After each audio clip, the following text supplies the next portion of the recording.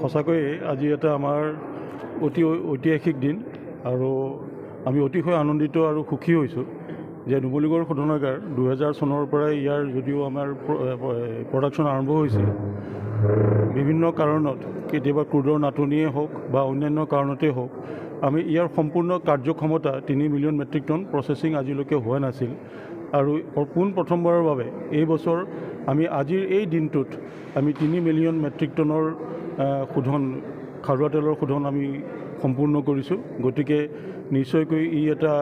ঐতিহাসিক দিন আমাৰ বাবে আৰু এই বছৰ আমি আশা কৰিছোঁ যে আমাৰ প্ৰায় 3100 মিলিয়ন মেট্ৰিক টন আমাৰ ক্ৰুড আমি ইয়াত পৰিশোধন কৰিব পাৰিম আৰু এইটো এটা মাইলষ্টোন এইটো কাৰণে কৈছোঁ যে অনাগত দিনবোৰত আমি আমাৰ এতিয়া শোধনাগাৰ আমি বৰ্ধিত কৰিবৰ কাৰণে গৈ আছোঁ। ইয়াৰ শোধন ক্ষমতা আমি 3 পৰা 9 লৈ বৰ্ধিত কৰিবৰ কাৰণে আমি আঁচনি লৈ আছোঁ আৰু ইয়াৰ কামো চলি আছে আৰু অনাগত দিনবিলাকত নুমলীগড় শোধনাগাৰে এনেকুৱা আৰু বিভিন্ন ধৰণৰ ক্ষেত্ৰত বিভিন্ন পদক্ষেপ লৈ আমাৰ